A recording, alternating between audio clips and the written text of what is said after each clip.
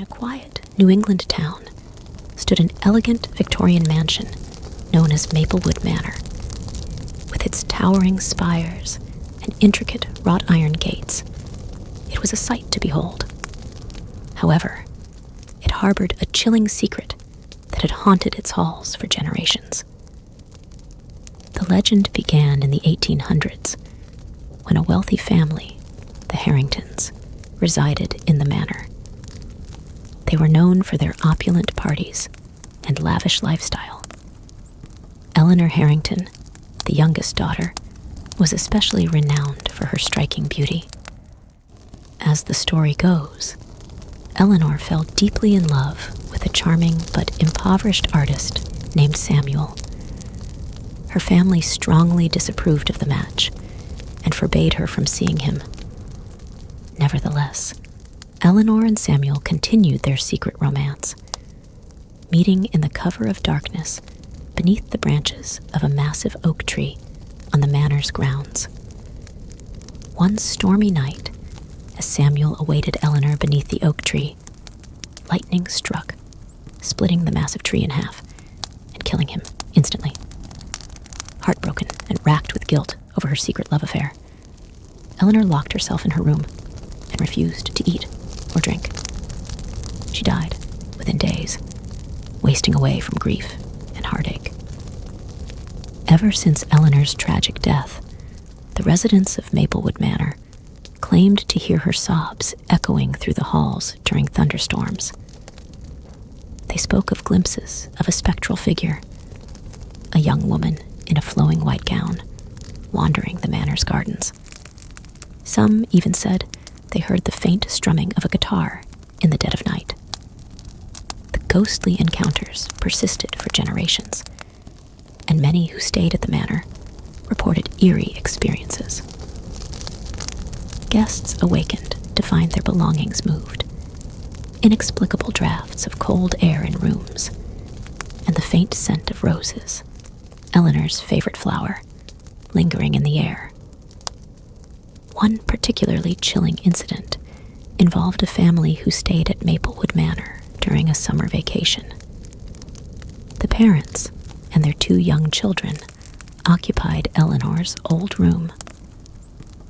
Late one night, the children awoke to find a shadowy figure standing at the foot of their bed, its long, dark hair concealing its face.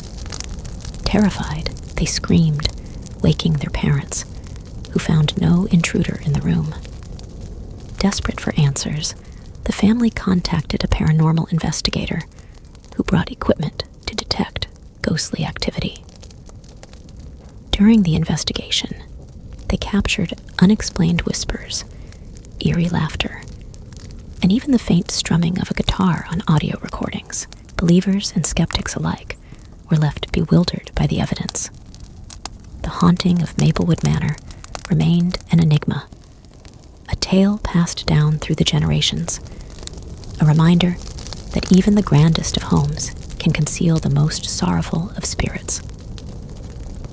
To this day, Maplewood Manor stands as a silent witness to a forbidden love and the tragedy that followed, a place where the past lingers, and Eleanor's spirit continues to roam the corridors, seeking solace from the heartache that bound her to the mansion for eternity.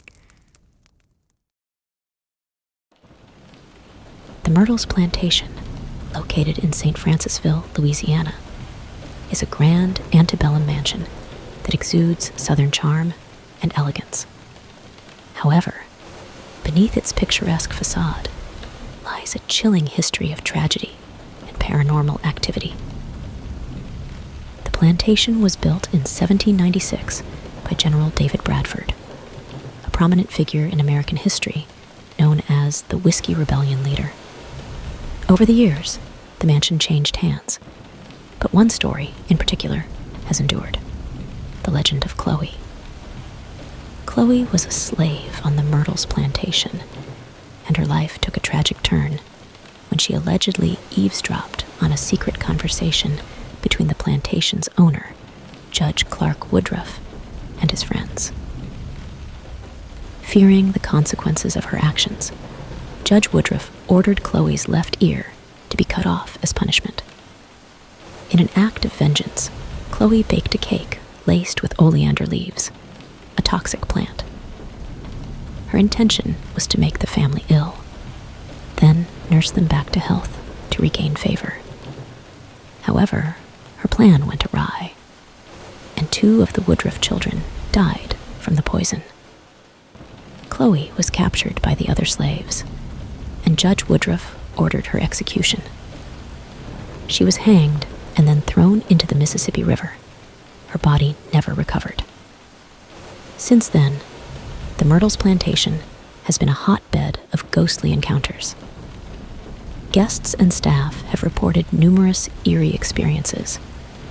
The ghost of Chloe is said to wander the mansion, often appearing to children as a friendly, spectral figure. Guests have reported seeing her in vintage clothing, sometimes with a turban to hide her severed ear. Other spirits are said to inhabit the plantation as well.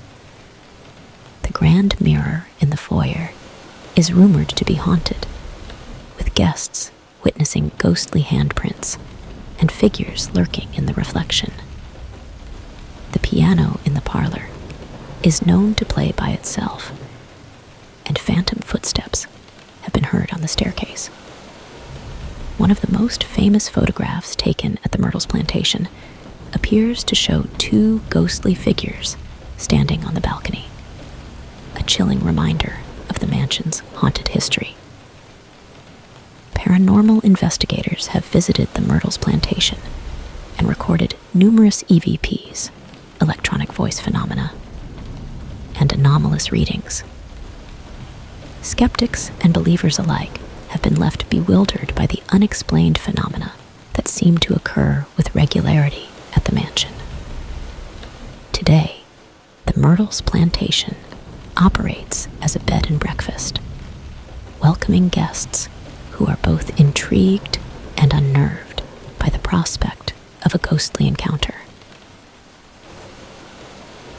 In the suburbs of Chicago, there exists a chilling tale that has left locals and skeptics baffled for decades.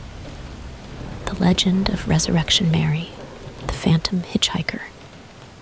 The story dates back to the 1930s, when a young woman named Mary was attending a dance at the O'Henry Ballroom. She was described as radiant and beautiful, captivating everyone who laid eyes on her. That night, Mary left the dance early and began her journey home along Archer Avenue. As she walked along the dark and desolate road, she was struck and killed by a hit-and-run driver. Her body was discovered the next morning, and she was laid to rest in Resurrection Cemetery. But the story doesn't end there.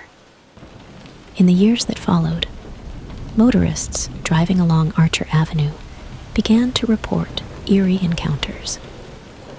They claimed to have picked up a young woman dressed in a white gown and dancing shoes, often near Resurrection Cemetery.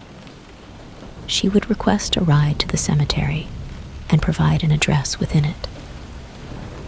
The drivers complied, but when they arrived at the cemetery gates, the mysterious passenger had vanished from the car. Many who encountered Resurrection Mary described her as cold to the touch and appearing as though she had just come from a formal event, her gown often damp from dew. Over the decades, countless individuals reported similar encounters, with each story bearing a chilling resemblance to the last. Skeptics and believers alike have tried to unravel the mystery of Resurrection Mary, but her identity and the nature of her appearances remain shrouded in the unknown.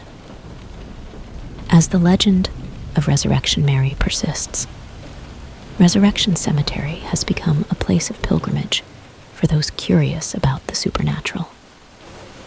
While some consider it a mere urban legend, others insist that something unexplained lingers along Archer Avenue, a restless spirit forever bound to the road where her life was tragically cut short.